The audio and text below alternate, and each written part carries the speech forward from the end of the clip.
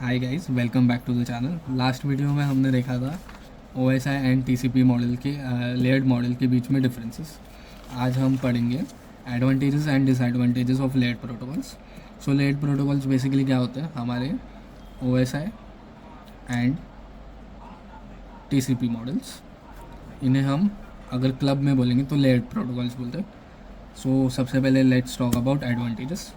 Advantages layered protocols के क्या है? मॉड्यूलरिटी सी helps in breaking complex networking task into small parts.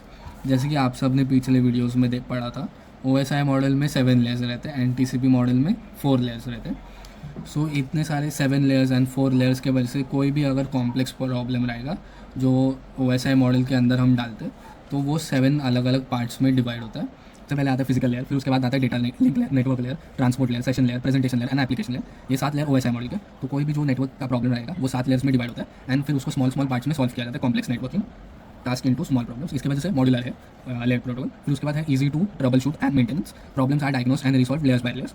Suppose एक प्रॉब्लम है जिसके अंदर फिजिकल लेयर में कोई प्रॉब्लम नहीं है बट नेटवर्क लेयर में प्रॉब्लम है, तो लेयर प्रोटोकॉल की वजह से हमें पता चलता है कि यार ये प्रॉब्लम है, उसमें फिजिकल में कुछ प्रॉब्लम नहीं है बट नेटवर्क लेयर में प्रॉब्लम है। सो हम डायरेक्टली नेटवर्क लेयर को स्पेसिफाई करके उसमें प्रॉब्लम सॉल्व कर सकते हैं। स्टैंडर्डाइजेशन, अभी लेयर प्रोटोकॉल्स फॉलो करते हैं तो उसके वजह से जो भी सारे वर्ल्ड के CN इंजीनियर्स हैं यानी कंप्यूटर नेटवर्क इंजीनियर्स हैं, वो एक स्टैंडर्ड प्रोटोकॉल OSI या फिर TCP, ये दोनों में से कोई भी प्रोटोकॉल फॉलो करते हैं। उसके वजह से जितने भी सारे कम्युनिकेशन रहते हैं, नेटवर्क कम्युनिकेशन, वो यूनिवर्सली स्टैंडर्ड रहते हैं। यानी कोई किसी भी कंट्री का जो भी कोई कनेक्शन रहेगा वो दूसरे कंट्री में फॉलो हो सकता है बिकॉज स्टैंडर्डाइज कम्युनिकेशन है।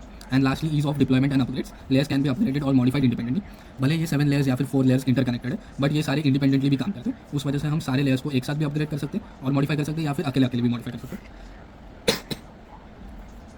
उसके बाद आता है डिसएडवांटेजेस। सबसे पहले है duplication of services, error checking of data और data formatting is implemented in multiple layers leading to redundancy and inefficiency. मतलब अभी यहाँ पे हम OSI मॉडल में 7 लेयर्स है, TCP मॉडल में 4 लेयर्स है।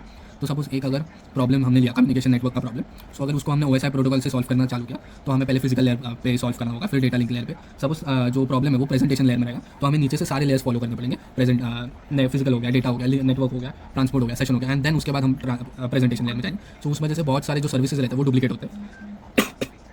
फिर latency, data passes through multiple layers adding more time to process, यानी 7 लेयर्स में डेटा सेग्रीगेट होता है तो उस वजह से बहुत टाइम लगता है एक सिंपल टास्क को कंप्लीट करने के लिए। अगर एक सिंपल कम्युनिकेशन है सेंडर एंड रिसीवर के बीच में, उसे भी अगर 7 लेयर्स या 4 लेयर्स के से ट्रैवल करना, सो उस वजह से बहुत टाइम लगता है एक छोटे से कम्युनिकेशन को ऑकर करने के लिए। देन आता है not optimal for performance, layering impose a rigid structure that may not allow fine tuning. अभी सपोज एक हमने कम्युनिकेशन का ये लिया, कम्युनिकेशन लिया, नया मैसेज लिया, उसमें सपोज फिजिकल लेयर है ही नहीं, कुछ फिजिकल डिवाइस यूज ही नहीं कर रहे हम, डायरेक्टली डेटा लिंक लेयर से नेटवर्किंग चालू हो रहा है। बट OSI मॉडल या TCP मॉडल क्या बोलता है कि आपको फिजिकल लेयर से ही स्टार्ट करना है। उसके वजह से एक रिजिड स्ट्रक्चर क्रिएट होता है एंड फाइन ट्यूनिंग अलाउ नहीं होता। डायरेक्टली आप कोई भी लेयर से स्टार्ट नहीं कर सकते, आपको फिजिकल लेयर से ही स्टार्ट करना पड़ेगा। And then complex implementation, each layers functionality with efficiency and integration can be complex and resource inclusive.